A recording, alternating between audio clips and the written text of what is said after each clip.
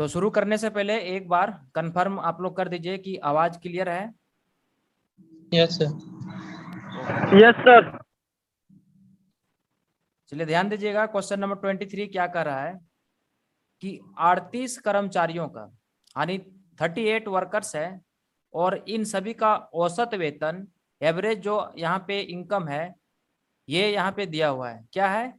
तो 6300 रुपये। ठीक है, जो सैलरी है एवरेज सैलरी है ये दिया हुआ है 6300 रुपये।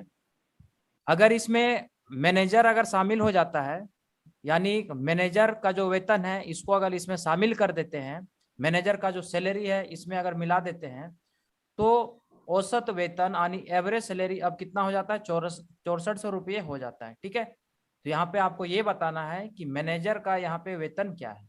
तो ध्यान दीजिएगा, इस टाइप के जो क्वेश्चंस होते हैं बनाना बहुत ही आसान होता है, लेकिन कब? जब आप ट्रिकी मेथड से इस टाइप के क्वेश्चंस को आप बनाते हो। अगर गलती से भी एक्स मेथड को अगर आपने लिया तो ये इनका जो सॉल्यूशन है ये बड़ा होगा और आपको जो है ज़्यादा टाइम लग सकता है। ठीक है, तो जहाँ तक है हम लोग शॉर्ट ट्रिक का ही यूज करेंगे जो एग्जाम के लिए भी बहुत ही ये जरूरी है ताकि कम समय में ज़्यादा क्वेश्चंस अटेम्प्ट कर सको। ओके, तो ध्यान दीजिएगा यहाँ पे 38 वर्कर्स है और इन सभी कर्मचारियों का जो औसत वेतन है ये दिया हुआ है कितना? 6300 रुपये। ओके, मैनेजर को शामिल अगर कर लेते हैं तो इस कंपनी में टोटल कितने वर्कर्स हो जाएंगे, कितने कर्मचारी? तो 39। ठीक है, लेकिन अब इन सभी का जो औसत वेतन है एवरेज सैलरी है कितना हो जाता है? 6400 रुपये हो जाता है। इस तरीके से हमें क्या निकालना है? मैनेजर का वेतन निकालना है। तो ध्यान दीजिएगा आपको करना क्या है कि सबसे पहले लेफ्ट साइड देखिए, पहले था 38 कर्मचारी, अब हो गया क्या? 39। कितने कर्मचारी का डिफरेंस? तो एक का, तो यहाँ पे लिखेंगे एक। राइट साइड 6300 था एवरेज सैलरी, अब हो गया क्या? 6400। कितने रुपये का डिफरेंस आया? 100 रुपये का। ठीक है, तो ये यहाँ पे फर्स्ट पॉइंट आपको ये लेना है। सेकेंड स्टेप आपको क्या करना है कि देखना है ये है कि ये जो 38 वर्कर्स है यानी ये फर्स्ट वाली जो वैल्यू है ये सेकेंड वाली वैल्यू से बड़ा है या छोटा है? तो आप देख रहे हैं 38 जो है 39 से क्या छोटा है, तो यहाँ पे गुड स्मॉल मॉर्निंग लिखेंगे। सर। हाँ, गुड मॉर्निंग। तो ये जो 38 है कर्मचारी ये आपका छोटा वैल्यू है ये नीचे वाली वैल्यू से, जो 39 वर्कर्स आपको दिख रहा है इससे। राइट साइड क्या करना है? अभी जो औसत वेतन है कितना है? 6300 रुपया है। अब यहाँ पे ये देखना है कि जो ऊपर वाली वैल्यू है 6300 नीचे वाली वैल्यू से क्या है? तो ये भी छोटा है। ओके, तो ऊपर मेरा आ रहा है छोटा छोटा नहीं स्मॉल स्मॉल वैल्यू हमें ऊपर में दिख रहा है। अब आगे हमको क्या करना है? मैनेजर का वेतन निकालना है, तो यहाँ पे लिखेंगे मैनेजर का वेतन। मैनेजर का वेतन क्या होगा यानी मैनेजर का जो सैलरी है ये क्या होगी?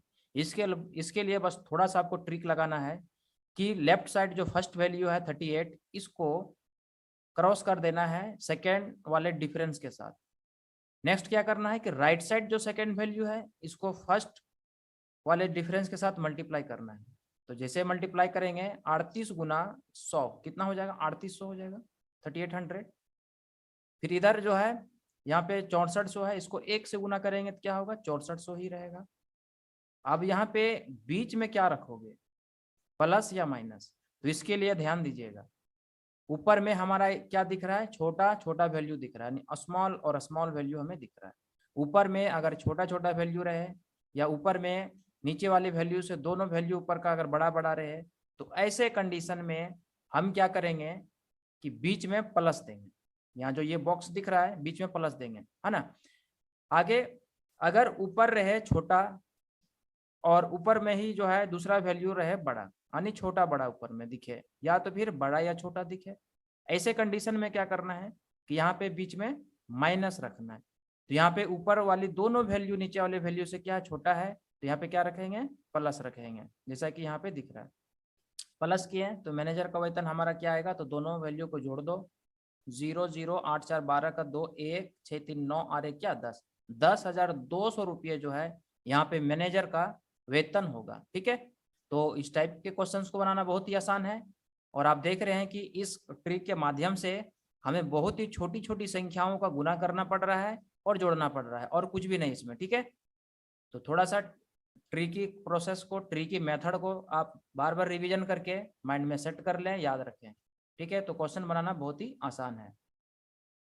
चलिए नेक्स्ट क्वेश्चन की ओर हम बढ़ते हैं। 23-24। ओके, चलिए 24 क्या कर रहा है, क्वेश्चन आपको स्क्रीन में दिख रहा होगा। क्वेश्चन आप लोग एक बार पढ़ लें कि 40 व्यक्तियों की औसत आय। ठीक है, तो यहाँ पे हम कह सकते हैं कितने परसेंट है, तो 40% है। और इनकी औसत आय जो है, एवरेज इनकम जो है कितनी है, 5200 रुपये है। ठीक है, यानी 5200।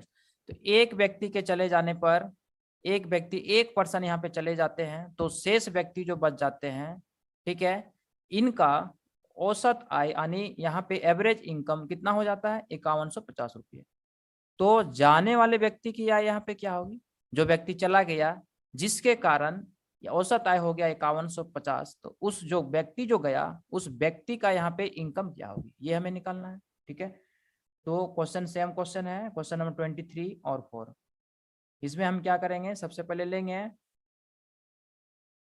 कि हमारा अभी जो है 40% का जो औसत आय, एवरेज इनकम है, क्या है 40%। यहाँ पे लिखेंगे 40% का जो हमारा औसत आय है, यहाँ पे जो दे रखा है कितना है, 5200 रुपये। एक आदमी चला गया, तो यहाँ पे अब कितने आदमी बचे, तो 39% यहाँ पे हो जाएंगे इस तरीके से। लेकिन एक आदमी के चले जाने से यहाँ पे जो औसत आय है, जो एवरेज इनकम है, क्या हो जाती है, 5150 रुपये इस तरीके से। तो जो व्यक्ति गया उसकी यहाँ पे इनकम क्या है, सिंपली हमें क्या करना है, यहाँ पे जो फर्स्ट वाली वैल्यू है, जो 40 व्यक्ति दिख रहा है, 40% जो है, ये वाली वैल्यू, और यहाँ पे नीचे जो एक आदमी चला गया तो कितना बच गया, 39%। तो कितने यहाँ पे परसेंट का डिफरेंस आया, एक आदमी का डिफरेंस आ गया। ठीक है, राइट साइड आपको देखना है कि स्टार्टिंग में 5200 औसत है आय, और हो गया कितना, 5150 सेकंड में, तो कितने का डिफरेंस आया, तो 50 का। ओके, इसके बाद आपको क्या करना है कि ये जो ऊपर वाली वैल्यू है 40 व्यक्ति जो दिख रहा है, ये नीचे वाली वैल्यू से क्या है, एक ज्यादा है। नीचे 39 है, ऊपर 40, तो ज्यादा है, यानी ये क्या है, बड़ा है। ये वैल्यू क्या है, बड़ा है, तो बड़ा को हम 20 से यहाँ पे डिनोट करेंगे। राइट साइड देखेंगे 5200 ये वैल्यू है, और ये भी नीचे वाली वैल्यू से क्या है, बड़ा है, ध्यान दीजिएगा। नेक्स्ट आपको क्या करना है, जो व्यक्ति गया उसकी आय क्या है, तो जाने वाले व्यक्ति की आय यानी इनकम यहाँ पे क्या होगा, आय क्या होगा। ठीक है, तो यहाँ पे क्या करना है कि फर्स्ट में जो यहाँ पे 40 दिख रहा है, इसको सेकेंड डिफरेंस से गुना करना है। राइट साइड जो यहाँ पे नीचे वाली वैल्यू है, इसको फर्स्ट डिफरेंस से क्या करना है, गुना करना है। 40 गुना 50 कितना हो जाएगा, तो 2000 हो जाएगा। ठीक है, बीच में हमें क्या देना है, अब बाद में हम देखेंगे। पहले 5150 को गुना कर लेंगे एक से, तो क्या हो जाएगा, 5150 हो जाएगा। बीच में कौन सा वैल्यू देंगे, तो यहाँ पे देखना है कि ऊपर में क्या क्या दिख रहा है, बड़ा और बड़ा वैल्यू। तो जब ऊपर में बड़ा वैल्यू रहे, या तो दोनों छोटा छोटा वैल्यू रहे, तो हमें बीच में क्या करना है, प्लस। ध्यान दीजिएगा, तो यहाँ पे क्या हो जाएगा, प्लस। दोनों को जोड़ देंगे, 7150 रुपये जो व्यक्ति गया उनका इनकम होगा। ठीक है, ये हमारा आंसर। तो क्वेश्चन क्लियर है।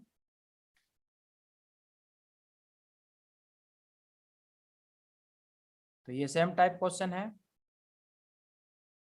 चलिए एक बार आप लोग यहाँ पे कंफर्म फिर से कर दें कि आवाज क्लियर है। Yes sir. ओके, चलिए नेक्स्ट क्वेश्चन की ओर बढ़ते हैं। तो कहने का मतलब ये है कि क्वेश्चन नंबर 23, ठीक है, क्वेश्चन नंबर 23 ये, और आपका 24 ये सेम टाइप का क्वेश्चन है, और इसमें दिक्कत नहीं होनी चाहिए। बस थोड़ा सा यहाँ पे जो ट्रिकी प्रोसेस है आपका, इसे आप याद रखें। ठीक है, याद कैसे रखोगे, तो अभी आप देख रहे हैं, बाद में वीडियो मिल जाएगा, वीडियो को भी 2-4 बार देख लेंगे तो दिमाग में सेट हो जाएगा। चलिए नेक्स्ट क्वेश्चन की ओर हम बढ़ते हैं। क्वेश्चन नंबर 25 क्या कर रहा है कि 13 विद्यार्थी यानी 13 स्टूडेंट्स है, और उसकी जो औसत उम्र है, एवरेज एज है, कितनी है सभी का, तो 23 ईयर्स 23 वर्ष है। यदि एक और विद्यार्थी उनमें अगर शामिल हो जाता है, एक स्टूडेंट और उसमें अगर शामिल हो जाता है, तो अब इन लोगों की जो औसत उम्र है कितनी हो जाती है? 22 वर्ष। तो जो आया स्टूडेंट, उनकी उम्र क्या है, जो विद्यार्थी आया उनकी उम्र क्या है, ये निकालना है। ठीक है, तो यहाँ पे हम क्या करेंगे कि 13 स्टूडेंट्स की जो औसत उम्र है वो है क्या? 23 वर्ष, 23 ईयर्स। एक स्टूडेंट और आ गया तो स्टूडेंट अब कितने होंगे? तो 14 यहाँ पे स्टूडेंट हो गए, 14 विद्यार्थी हो गए। अब औसत उम्र क्या रह जाती है? तो 22 वर्ष। ठीक है, तो जो विद्यार्थी आया उसका उम्र क्या होगा? तो सबसे पहले हम क्या करेंगे, यहाँ पे डिफरेंस लेंगे। पहले 13 था, अब हो गया 14 स्टूडेंट, एक विद्यार्थी का अंतर यहाँ पे हो गया।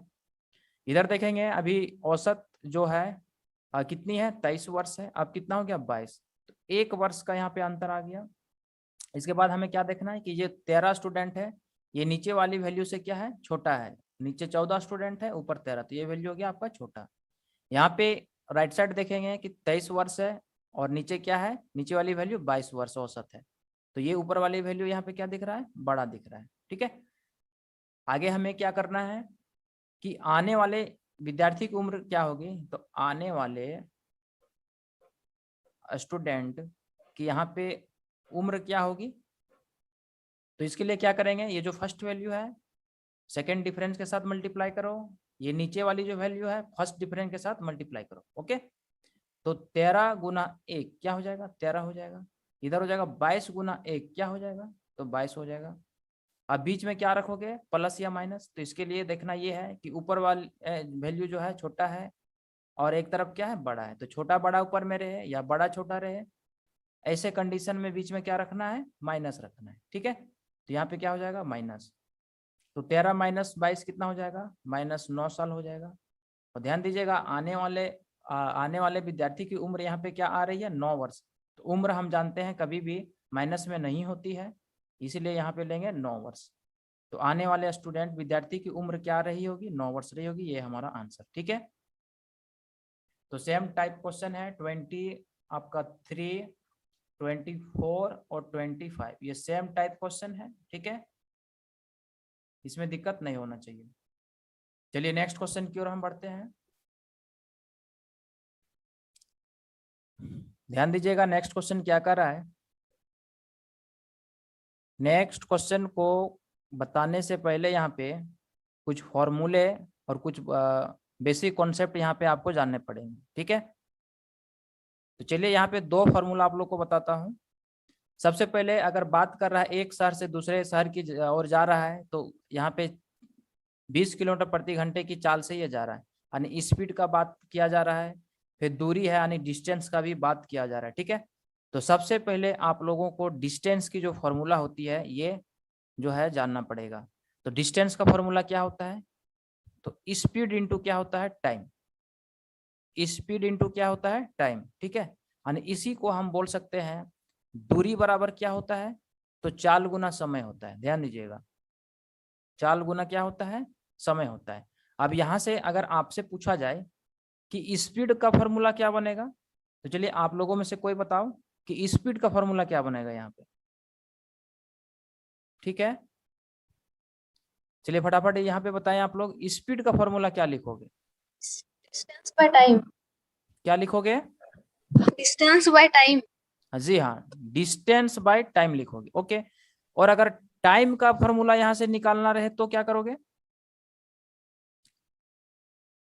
डिस्टेंस बाय क्या करोगे? स्पीड करोगे। अगर टाइम का फॉर्मूला निकालना रहे तो क्या करोगे? डिस्टेंस बाय स्पीड करोगे। इसलिए हाँ जी हाँ, क्या हो जाएगा टाइम का? तो डिस्टेंस बाय स्पीड।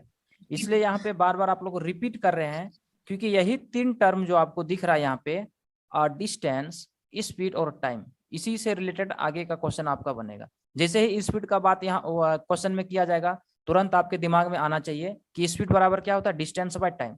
जैसे ही टाइम निकालना रहे, फट के आप जो है फटाफट आपके दिमाग में आना चाहिए कि टाइम का क्या हो जाएगा? Distance by speed. ठीक है, तो ये प्रैक्टिस आपके दिमाग में होनी चाहिए। चलिए ये फॉर्मूला क्लियर हो गया। नेक्स्ट क्या है कि अगर मान लीजिए एक आदमी एक शहर से दूसरे शहर की ओर जा रहा है, यानी शहर ए से शहर बी की ओर गया, और इस समय इसकी जो, अच्छा इसको फॉर्मूला नंबर 1 लिखते हैं और इसको लिखते हैं फॉर्मूला नंबर 2। अब यहाँ से एक शहर से दूसरे शहर की ओर ये जा रहा है, तो जाते समय इसकी जो स्पीड है x किलोमीटर प्रति घंटा है, ठीक है। और आते समय जो है, जब ये इस तरीके से लौट रहा होगा, डिस्टेंस सेम रहेगा आपका, तो आते समय इसकी जो स्पीड रहती है y किलोमीटर प्रति घंटा की रहती है। तो बताइए यहाँ पे इसकी पूरी यात्रा में औसत चाल क्या होगा, यानी यहाँ पे एवरेज स्पीड आपको क्या करना है, निकालना है, ठीक है। तो एवरेज स्पीड निकालने के लिए फिर से यहाँ पे एक फॉर्मूला जो है आपको यहाँ पे जानना पड़ेगा, और फॉर्मूला बहुत ही आसान है, और ये फॉर्मूला आप जो है 8, 9, 10 से पढ़ते आ रहे हैं। फॉर्मूला क्या है कि जब दो दूरियां बराबर रहे, जब दो दूरियां बराबर रहे तो औसत चाल क्या होती है, जब दो दूरियां बराबर रहे तब औसत चाल यानी एवरेज स्पीड क्या होती है। आप लोगों में से कोई बताएंगे क्या, जब दो दूरियां बराबर रहे और यहाँ पे दोनों दूरियों को तय करने में अलग अलग स्पीड हो x, y, तो यहाँ पे औसत चाल क्या होगी, ठीक है। तो चलिए ध्यान दीजिएगा, यहाँ पे एवरेज स्पीड क्या होगी ऐसे केस में, तो 2xy, ठीक है, बाई क्या x प्लस वाई बटा x प्लस वाई, ठीक है, ये फॉर्मूला होती है। तो ये दोनों फॉर्मूला आप याद रखें, पहला क्या डिस्टेंस का स्पीड इनटू टाइम, दूसरा औसत चाल, जब दो दूरियां बराबर रहे तो क्या 2xy बाई क्या x प्लस वाई, और इसको रट लेना है आपको, हमेशा इसको याद रखना है। जब भी टाइम एंड डिस्टेंस का क्वेश्चन मिलेगा, ठीक है, एवरेज का क्वेश्चन मिलेगा, तो ये इसकी जरूरत पड़ सकती है आपको क्वेश्चन में। तो कहने का मतलब ये है कि डायरेक्ट जो है क्वेश्चन आपको नहीं पढ़ना है, जो भी क्लास वर्क में क्वेश्चन दिया गया है, अगर डायरेक्ट क्वेश्चंस को बनाते हैं बिना बेसिक और बिना फॉर्मूले का, तो हर एक नए क्वेश्चन में आगे जाके आप फंसोगे। ओके, तो मेरा पढ़ाने का तरीका यही है कि पहले फॉर्मूला और जो बेसिक कॉन्सेप्ट है ये पहले आप क्लियर करो, तो क्वेश्चन जो है ऑटोमेटिक बनेगी, ठीक है। चलिए अब यहाँ पे इस क्वेश्चन को सॉल्व करते हैं। क्वेश्चन क्या कर रहा है कि एक आदमी एक शहर से दूसरे शहर 20 किलोमीटर प्रति घंटा की चाल से गया और 30 किलोमीटर प्रति घंटा की चाल से वापस आ जाता है, तो दोनों जाते समय और आते समय यहाँ पे दोनों दूरियां बराबर रहेगी, तो पूरी यात्रा में औसत चाल क्या होगी। तो एवरेज स्पीड का फॉर्मूला अभी हमने बताया कि जब दो दूरियां बराबर रहे और अलग अलग चाल रहे वहां पे, तो क्या 2xy बाई क्या x प्लस वाई, बस आपको वैल्यू पुट करने हैं 2x, x मतलब क्या जाते समय क्या स्पीड 20, आते समय क्या 30, x प्लस वाई 20 और 30 को अगर आप जोड़ दोगे तो क्या 50, 10 × 50 और 10 × 30, 5 चौके क्या 20, तो 4 × 12, 12 दूना क्या 24 किलोमीटर प्रति घंटा यहाँ पे इसकी औसत चाल होगी, और ये हमारा आंसर। ओके, तो यहाँ पे क्वेश्चन आप लोग समझ गए होंगे। और उससे पहले ये क्वेश्चंस को बनाने से ज्यादा इंपॉर्टेंट क्या है कि ये जो राइट साइड दो फॉर्मूले आपको दिख रहा है इसे आप याद रखें, क्वेश्चन ऑटोमेटिक बनेगा। चलिए नेक्स्ट क्वेश्चन की ओर हम बढ़ते हैं। ओके, ठीक है, अगला क्वेश्चन जो है दिख रहा होगा आपको स्क्रीन में, आप लोगों को पढ़ लें इस क्वेश्चन को। क्वेश्चन क्या कर रहा है, देखिए क्वेश्चन ये है कि एक व्यक्ति 3 बराबर दूरियां, ठीक है, यहाँ पे 3 जो है इक्वल डिस्टेंस है, और इन तीनों दूरियों को जो है ये 40 किलोमीटर प्रति घंटा, 30 किलोमीटर प्रति घंटा की रफ्तार से और 15 किलोमीटर प्रति घंटा की चाल या रफ्तार से ये पूरी करता है, चलता है। तो पूरी यात्रा में औसत चाल क्या होगी, ठीक है, ये आपको निकालना है। आप कहोगे कि सर जब दो दूरियां बराबर थी, ठीक है, तो वहां पे औसत चाल क्या था 2xy by x plus Y, लेकिन अब यहाँ पे 3 दूरियां बराबर है, तब यहाँ पे औसत चाल क्या होगी। तो ध्यान दीजिएगा a से b तक की दूरी, b से c तक की दूरी और c से d तक की दूरी, तीनों दूरियां आपस में क्या है बराबर है। पहली दूरी को मान लो x किलोमीटर प्रति घंटा की रफ्तार से तय कर रहा है, दूसरी को y किलोमीटर प्रति घंटे की रफ्तार से, और तीसरी को z किलोमीटर प्रति घंटे की रफ्तार से। हमें क्या निकालना है यहाँ पे? औसत चाल। तो जब तीन दूरियां बराबर रहे, ध्यान दीजिएगा, जब तीन दूरियां बराबर रहे, ओके, तब औसत चाल क्या होती है? तब एवरेज स्पीड,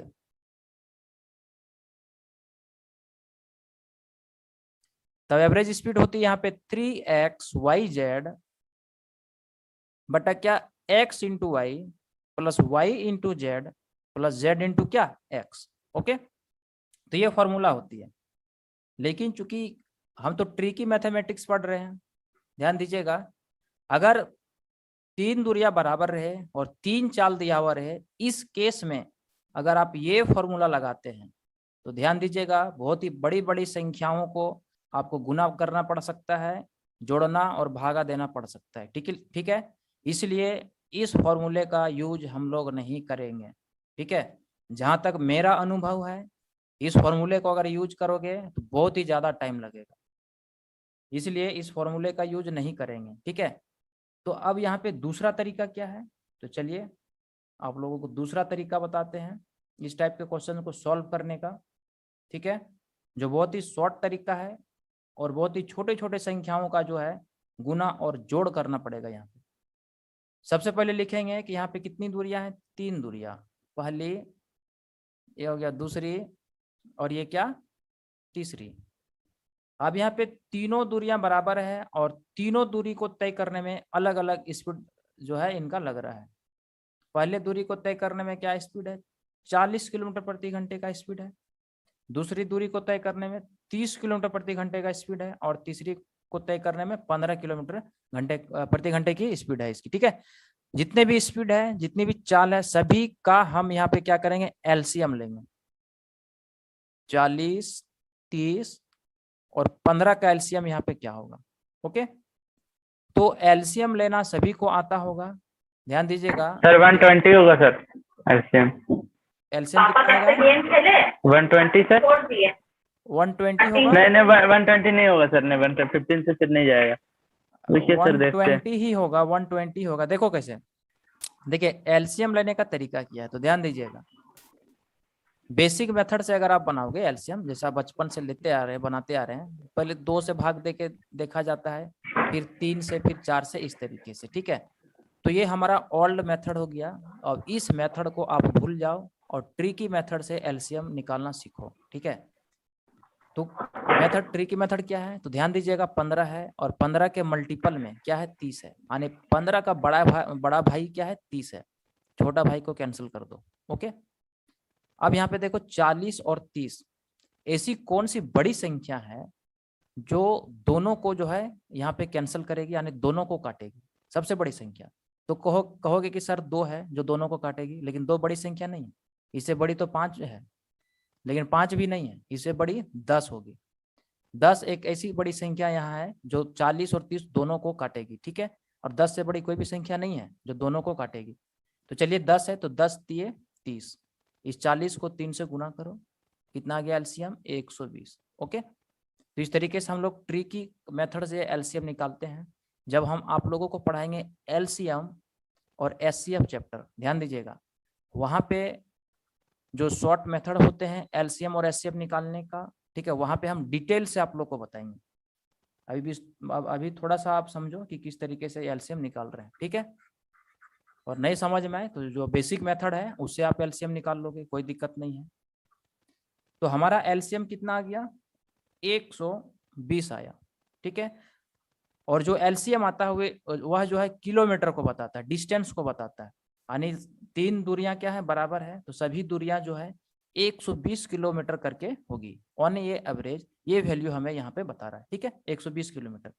अब अगर हम टाइम निकालें, चलिए हमारी जो हर दूरी है कितना आया है, 120 किलोमीटर औसत में। ठीक है, अब यहाँ पे पहली दूरी को तय करने में क्या टाइम लगेगा, तो जब यहाँ पे टाइम निकालना हमें, तो यहाँ पे तुरंत आपके दिमाग में आना चाहिए कि टाइम बराबर क्या होता है, तो टाइम बराबर होता है डिस्टेंस बाय क्या, स्पीड। ध्यान दीजिएगा, तुरंत आपके दिमाग में आना चाहिए क्या, टाइम बराबर डिस्टेंस बाय स्पीड। तो 120 को अगर 40 से भाग दोगे तो 3 बार में ये कैंसिल, यानी पहली दूरी को तय करने में 40 के स्पीड से क्या टाइम लगेगा, 3 घंटे, ठीक है, औसत में यानी रेशियो में।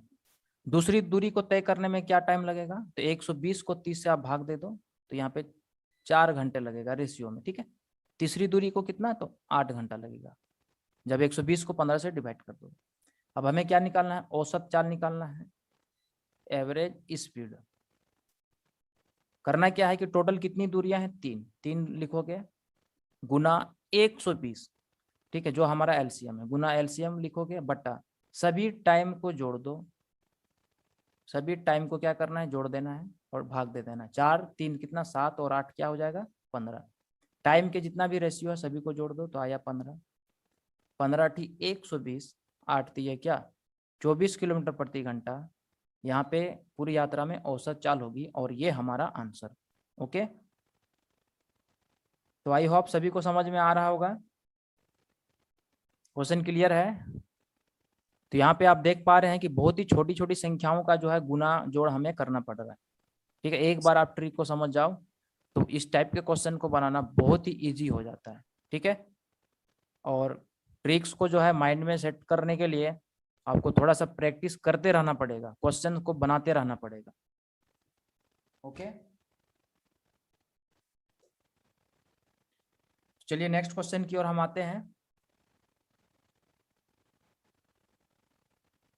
ध्यान दीजिएगा अगला क्वेश्चन क्या कर रहा है कि कोई व्यक्ति जो है 18 किलोमीटर की दूरी 9 किलोमीटर प्रति घंटे की रफ्तार से तथा 12 किलोमीटर की दूरी 4 किलोमीटर प्रति घंटे की रफ्तार से तय करता है, तो पूरी यात्रा में उसकी जो है औसत चाल यहाँ पे क्या होगी, ये हमें निकालना है, ठीक है। तो ध्यान दीजिएगा यहाँ पे औसत चाल निकालने के लिए एक फॉर्मूला आपको और यहाँ पे जानना पड़ेगा। ओ क्या, तो देखिए औसत चाल बराबर यहाँ पे क्या होती है, औसत चाल यानी एवरेज स्पीड का जो फॉर्मूला होती है क्या होती है, कुल दूरी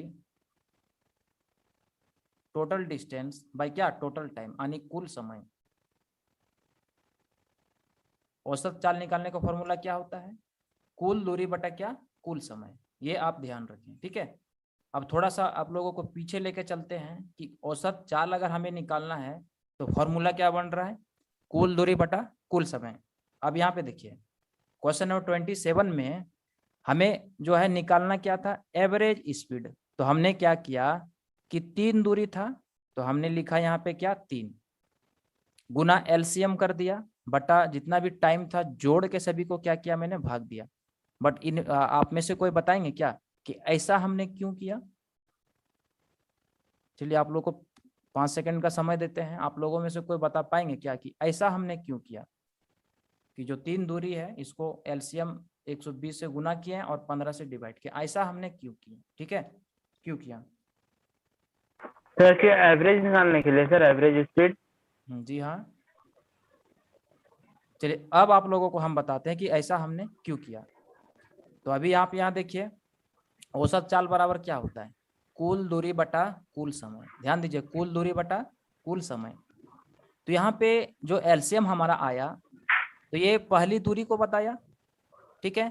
तो पहली दूरी अगर 120 है तो टोटल दूरी कितना है 3, तो टोटल यहाँ पे डिस्टेंस कितना हो जाएगा, कुल दूरी क्या हो जाएगा, तो 120 गुना 3 360 होता। देखिए यहाँ पे कुल दूरी ये बता रहा है 3 गुना 120 मीन्स क्या, कुल दूरी बटा कुल समय। सभी दूरियों को तय करने में इतना इतना समय लग रहा है तो बटा क्या, कुल समय। ओके, तो यहाँ पे इसलिए हमने क्या बताया कि 3 दूरी है इसको गुना कर दो एलसीएम से, बाकी टाइम का जो रेशियो सभी को जोड़ के भाग दे दो। लेकिन ऐसा मैंने क्यों किया ये आपका क्लियर हो गया, ठीक है, क्योंकि ये फॉर्मूला ही है कुल दूरी बटा कुल समय, इसलिए। तो कहने का मतलब है बहुत सारे ऐसे जो है पॉइंट्स है या फैक्ट है जिसे रटना नहीं है, वहाँ पे थोड़ा सा आप लोग को समझना भी है। और बहुत ही डिटेल से जो है बहुत ही सरल भाषा में मैं आप लोगों को समझाने का प्रयास कर रहा हूँ, ठीक है। अगर आप लगातार क्लास अगर करते हैं स्टार्टिंग से सभी चैप्टर्स को अगर पढ़ते हैं तो हमें नहीं लगता कि कोई भी मैथ्स के चैप्टर में आप लोगों को दिक्कत होगी, ठीक है। तो चलिए अब इस क्वेश्चन को हम लोग सॉल्व करते हैं। तो फॉर्मूला आप लोग यहाँ पे देख रहे हैं, औसत चाल की क्या होती है, कुल दूरी बटा कुल समय। तो अभी तक आप लोग बताइए कि अभी तक तो आवाज में तो आज कोई प्रॉब्लम नहीं आया होगा, हाँ या ना? नहीं सर, आज कोई प्रॉब्लम नहीं। ओके ओके ओके, चलिए ठीक है, थोड़ा सा सुधार किया गया है। देखिए क्वेश्चन नंबर 28 यहाँ पे क्या कर रहा है कि एक व्यक्ति 18 किलोमीटर की दूरी, तो मान लो यहाँ पे ए से लेकर बी तक की जो दूरी है ये है आपका 18 किलोमीटर, ठीक है। दूसरी दूरी मान लो बी से सी तक जो क्वेश्चन में दे रखा है कितनी है, 12 किलोमीटर, तो ये आपका हो गया 12 किलोमीटर। पहली दूरी को तय कितना के स्पीड से ये कर रहा है, तो 9 किलोमीटर प्रति घंटे की रफ्तार से ये जो है तय कर रहा है, ओके, जा रहा है। दूसरी दूरी को किस स्पीड से ये जो है तय कर रहा है या जा रहा है, तो 4 किलोमीटर प्रति घंटे की रफ्तार से, ओके। तो जरा ध्यान दीजिए, पहली दूरी को तय करने में क्या टाइम इसको लगा होगा, तो जैसे ही टाइम बोलेंगे, टाइम निकालना रहे, तुरंत आपके दिमाग में आना चाहिए कि टाइम बराबर होता है क्या, तो डिस्टेंस बाय क्या, स्पीड। ध्यान दीजिएगा, इसलिए बार बार इस पॉइंट में हम फोकस कर रहे हैं कि टाइम जैसे ही निकालना रहेगा क्या करोगे, डिस्टेंस बाय, यहाँ पे सॉरी डिस्टेंस बाय स्पीड, ठीक है। तो यहाँ पे time is equal to distance by क्या होता है, स्पीड। तो डिस्टेंस हमारा 18, ठीक है, स्पीड 9, क्या टाइम लगा, 2 घंटे का टाइम लगा इस 18 किलोमीटर की दूरी को तय करने में। इधर 12 किलोमीटर की दूरी तय करने में क्या टाइम लगेगा, तो यहाँ पे हो जाएगा डिस्टेंस बाय स्पीड, ठीक है, तो 3 घंटे का टाइम लगेगा, ओके। तो अब यहाँ पे क्या करना है, हमें औसत चाल निकालना है, एवरेज स्पीड। अब आप लोग ध्यान देंगे कि औसत चाल का भी हमने फॉर्मूला आप लोगों को क्या बताया, तो कुल दूरी, देखिए इधर आप कुल दूरी बटा क्या, कुल समय। कुल दूरी यहाँ पे आपको दिख रहा है क्या, तो जी हाँ 18 और 12, कुल दूरी हमारा कितना हो जाएगा, 30।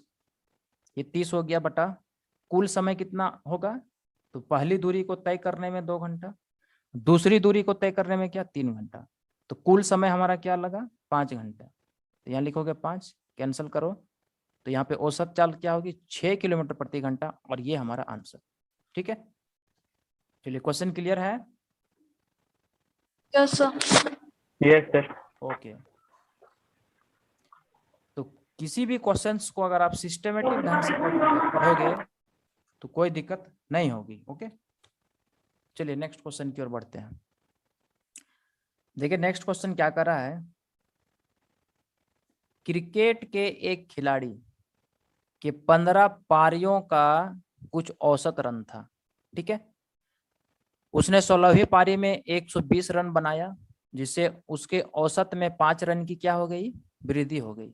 तो 15वीं पारी तक औसत क्या होगा, तो ध्यान दीजिएगा, एक क्रिकेटर के लिए उसका औसत रन क्या होता है। मान लीजिए जो क्रिकेटर है वो बल्लेबाज है, आप लोग जब क्रिकेट मैच होता है, आईपीएल हो गया, T20 हो गया, वनडे हो गया, तो वहां पे बताया जाता है कि इस बल्लेबाज का जो है अभी तक औसत रन ये रहा है, औसत रन ये रहा है, ठीक है। तो औसत रन कैसे निकाला जाता है, ठीक है। तो एक बल्लेबाज के लिए जो औसत रन उसका होता है, उसका होता है कुल रन, यानी टोटल कितना रन अभी वो बनाया है बटा कुल पारी। पारी क्या है, टोटल इनिंग्स है, ठीक है। Total run by total innings, यानी जितना भी इनिंग्स या जितना भी पारी खेला, ठीक है, उसमें देखना है कि टोटल कितना रन वो बनाया। तो जितना रन बनाया उसके टोटल इनिंग से अगर हम भाग दे देंगे तो कहेंगे कि उस बल्लेबाज का इतना औसत रन रहा। क्लियर है। अब यहाँ पे इस फॉर्मूले को लेकर आप एक्स मेथड से इस क्वेश्चन को बना सकते हैं। वो सारा बुक्स में जो है एक्स मेथड से बनाया हुआ आपको मिल जाएगा, यूट्यूब में मिल जाएगा, ठीक है, बहुत जगह मिल जाएगा। लेकिन एक्स से इस टाइप के क्वेश्चंस को हम नहीं बनाएंगे, बहुत ही ज़्यादा टाइम लगेगा, ओके। हम क्या करेंगे, डायरेक्टली लिखेंगे 15 पारियों का, यानी 15 इनिंग्स का इनका जो औसत कुछ रन रहा होगा जो हमें मालूम नहीं, ठीक है। आगे 16वीं पारी में 16th इनिंग्स में इन्होंने क्या किया कि 120 रन बनाया। अब जैसे ही 120 रन बनाया, क्या हुआ कि इसके औसत में 5 रन की वृद्धि हो गया। तो अभी कुछ औसत यहाँ पे ले रखे हैं 15वीं पारी में। जैसे ही 120 रन बनाया, इसके औसत में 5 रन की वृद्धि हो गई, तो वृद्धि होकर 16वीं पारी तक इसका कुछ औसत रन यहाँ पे हो जाएगा। ठीक है, अब यहाँ पे कह रहा है कि 15वीं पारी तक जो है इनका क्या औसत है, ये हमें निकालना है। तो ध्यान दीजिएगा, इसमें आपको करना क्या है कि जो औसत वृद्धि हो रही है, औसत वृद्धि कितना है 5 का, तो औसत वृद्धि को अंतिम पारी से गुना करना है। ठीक है, फिर से ध्यान दीजिएगा, औसत वृद्धि को अंतिम पारी से क्या करना है, गुना करना है। तो 5 गुना 16 क्या 80। ठीक है, अब 80 को क्या करोगे, घटाओगे। अगर यहाँ पे औसत वृद्धि हो रहा है तो यहाँ पे 120 से इस 80 को क्या करोगे, घटाओगे। तो पहला स्टेप क्या था कि औसत वृद्धि को अंतिम पारी से गुना करना है। ठीक है, और जितना भी रन यहाँ पे ये बनाया है 120, उसमें से इसको क्या करना है, घटाना है। यानी औसत वृद्धि हो रहा है तो 120 में से क्या करना है, घटाना है। अगर औसत कमी होता तो 120 में क्या करते हैं, यहाँ पे हम जोड़ते हैं। ठीक है, उल्टा, जस्ट इसका उल्टा। तो घटाएंगे तो यहाँ पे कितना हो जाएगा, 40। यानी 15वीं पारी तक इसका औसत हो जाएगा 40, और यहाँ पे 16वीं पारी तक इसका औसत क्या होगा, 45 होगा। कौन सी पारी तक का औसत पूछा गया है, तो 15वीं पारी तक। 15वीं पारी तक का औसत हमारा हो जाएगा क्या, 40। ठीक है, तो चलिए यहाँ पे ये क्वेश्चन आपका क्लियर हो गया। नेक्स्ट क्वेश्चन जो है, सर हाँ जी हाँ, सर एक थोड़ा सा समझा दीजिए ना सर वहाँ पर। देखिए एक काम करिए आप लोग, अभी आप लोग का कट जाएगा क्योंकि 40 मिनट का ही टाइम देता है जूम ऐप। ठीक है, फिर से लिंक आप लोग को भेजेंगे, आप फिर से ज्वाइन हो जाइएगा, फिर से इस क्वेश्चन को समझाएंगे। इसके बाद 30 भी आपका सेम क्वेश्चन है, इसको भी समझाएंगे। ओके, तो सर कितना देर में भेजिएगा सर? तुरंत तुरंत, अभी तुरंत आपको भेजते हैं। ये कट जाएगा, अब 40 मिनट का टाइम देता है ना, अभी तुरंत लिंक देते हैं।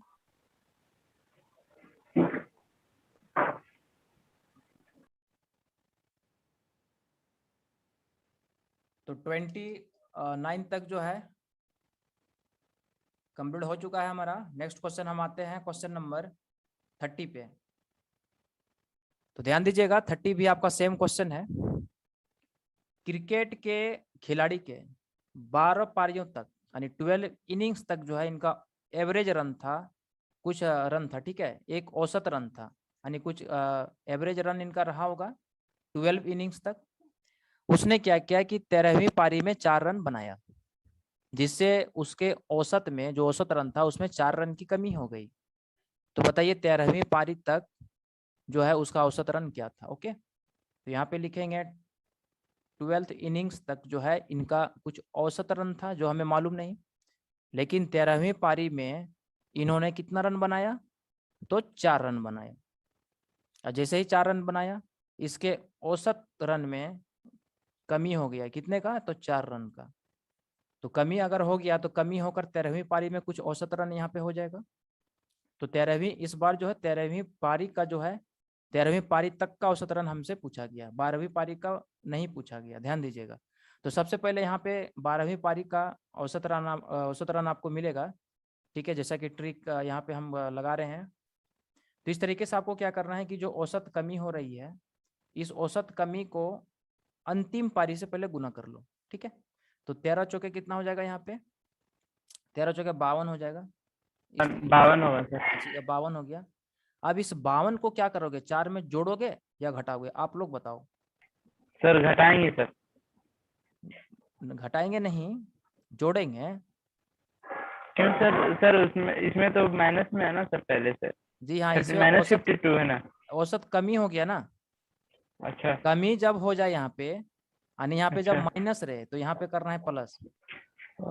ठीक है, जब यहाँ पे वृद्धि ठीक होगा, है। औसत में वृद्धि होगा, जैसा कि आप देख रहे हैं इस क्वेश्चन में औसत में वृद्धि हो रहा है। हाँ यहाँ पे सर हमने क्या किया, माइनस किया था, जस्ट इसका माइनस उल्टा। किया सर। यहाँ पे जब औसत कमी हो गया तो यहाँ पे क्या करना है, प्लस। तो 52 तो 4, जब इसमें इंक्रीज होगा सर उसमें डिक्रीज करेंगे ना सर? हाँ जी हाँ जी हाँ, यहाँ डिक्रीज तो इधर इंक्रीज, यहाँ आपका ठीक है इंक्रीज तो सर। इधर क्या, डिक्रीज, बस। और डिक्रीज। इसको इधर गुना करना था। अब यहाँ ठीक है पे सर। जो है जोड़ने के बाद 52 4 कितना आ गया, 56 आ गया। ठीक है, सर 56 सर। तो यहाँ पे हमें ये दिख रहा है कि इस क्रिकेट खिलाड़ी का 12वीं पारी तक का जो औसत रन है ये 56 था, लेकिन अब उसका हो 13वीं गया पारी में क्या हो 52। जाएगा, 4 घटा 2 तो 52, और ये हमारा आंसर। ओके, तो अब आप लोग सर बताओ। सर हाँ जी हाँ, सर बोल रहे हम लोग डायरेक्ट भी तो कर सकते हैं ना, 13/40 52 है तो वहाँ 52 कर दे, तो ऐसा कुछ दिक्कत होगा क्या? कोई दिक्कत नहीं है। यहाँ पे एक आप लोगों को स्ट्रक्चर के माध्यम से दिखा रहे हैं, जिससे अच्छा। समझने में आप लोग को आसानी हो रही है। ठीक है, अगर हम चाहें तो आप लोगों को बिना स्ट्रक्चर का भी समझा सकते हैं। ना सर, बस स्ट्रक्चर के बिना समझ में नहीं, कहीं ट्रिकी है ना सर, हाँ जी, हम लोग इसलिए। को मालूम है ना, अभी 7 साल का मेरा जो है इस फील्ड में अनुभव है कि कैसे पढ़ाना है, कैसे लड़का लोग समझेगा। ठीक है हाँ सर, इसमें तुरंत समझ में आ जाता है स्ट्रक्चर में ना। जी हाँ, और ये चीज़ हमें मालूम है कि पढ़ाना किस तरीके से है जिससे आप समझ सको। तो इसके लिए बिल्कुल भी टेंशन आप लोगों को नहीं लेना है। बिल्कुल सटीक तरीका और सरल भाषा में आप लोगों को समझाया जाएगा। ठीक है, कहीं भी कोई दिक्कत नहीं होगी। अगर आप स्टार्टिंग से रहते हैं तो, बीच में से अगर क्लास करते हैं, ठीक है, तो हो सकता है थोड़ा कम समझ में आप लोगों को आएगा। ओके, तो इस तरीके से आज क्वेश्चन